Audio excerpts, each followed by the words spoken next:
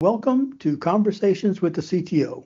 I'm Jonah McLeod, and joining me again is SimplEx Micro founder and CTO, Dr. Thang Tran. Today, we're stepping back from the performance model we've discussed in previous episodes to revisit something Thang built before SimplEx existed. The RISC-V Vector engine now shipping inside Meta's MTIA chip. I keep referring to your architecture in the Meta MTIA. Tell us how you approached this with the RISC-V org spec not finalized when you started. Well, I started with the RISC-V Vector ISA version 0.7. It was the first time that I worked on a SIMD or a vector processor. I always eager to learn about new things. I researched about the vector processor, and I came to the conclusion that it is the most valuable part of the RISC-V vector instruction set. All other RISC-V ISA can go away, but you must skip the RISC-V Vector ISA. As a matter of fact, the ARM Neon and SVE, the Scalable Vector Extension, and the x86 AVX, the Advanced Vector Extension, can be replaced with the open source RISC-V Vector ISA, which would give a boost to both the ARM and the x86 instruction set. My approach to learn about a new subject and its functionality is to have enough knowledge to start the microprocessor based on my experience and knowledge of microprocessor design. My ultimate goal at that time is to produce the first RISC-V vector processor IP in the market, and I achieved that goal in 1.5 years from knowing nothing about vector processor.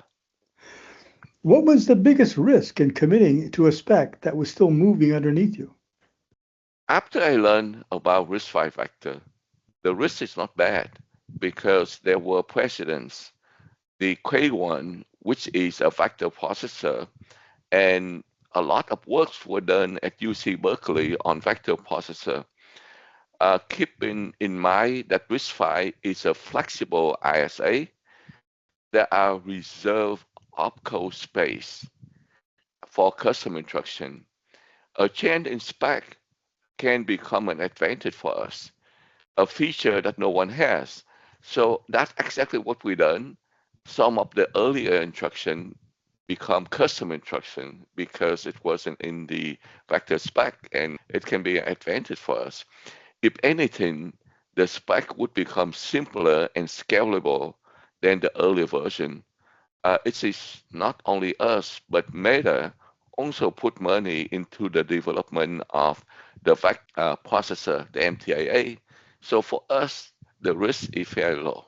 Meta ultimately shipped to silicon. How long did it take to get the vector IP ready for them? From that first architectural approach to something they trusted for real recommendation engine workloads. The best possible option for a designer is the customer trust and bestow on you with a test case. I took that seriously. Meta gave us a use case in which we committed to deliver the IP, which include the VPU and FPU floating point unit added to the existing CPU. And we hit every scheduled milestone to the point that Meta told us to slow down. So this is probably unheard of if you ever design a microprocessor or vector processor. Even the upper management team does not believe that we can make the schedule with the VPU, much less including the floating point unit to the mix. In addition, we design a custom vector load store unit to accept data from 3 different types of memory: non-cacheable memory, local vector memory, and the L2 cache data, and to disperse the data to the integer, to the floating point, and to the vector raster files. The custom vector load store was named Thang's Logic. By the way, and the streaming load store port is come from this Thang's logic thing. Looking back, how much of what you learned building that vector engine at Andes carries into the design you're building now at SimplEx? I should thank Andy's for giving me the chance to learn and design the vector processor. And the vector processor is the third generation from my dissertation on register-scoreboard. That was the best scenario for me at that time. SimplEx Micro had evolved to the fourth generation of my register-scoreboard. From the early days of microprocessor design, the goal is to move into the next generation with 2 to 5x improvement. We achieved that goal with SimplEx, time-based scheduling. The performance is 16x for long latency memory and 3x for short latency memory. All right, the RISC-V Vector ISA is not quite a RISC type of ISA. How would you rate the Vector ISA? You are correct. The RISC-V Vector ISA is both complex and simple. It has over 400 instructions. If an instruction has multiple micro operations, then it's a complex or a CISC type. The RISC-V Vector ISA includes many complex instructions, such as the load store multiple. By the way, it's the same as the ARM ISA. The scatter-gather instruction, permute instruction, compress instruction, reduction sum instruction.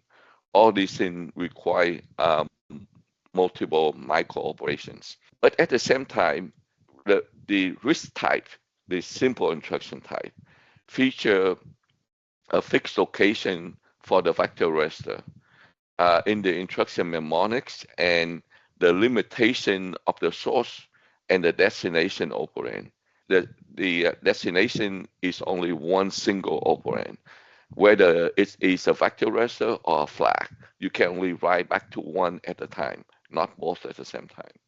Designing the RISC-V vector processor is not a simple task, and so I have given back to the RISC-V community by having a RISC-V vector digital book in GitHub and tutorial videos all listed on SimplEx Micro website, simplexmicro.com. Well, that's a great look back at how all this started. Next time, we'll get back to where the performance model stands today. We'll see you next time on Conversation with the CTO. Thank you. Okay, thank you.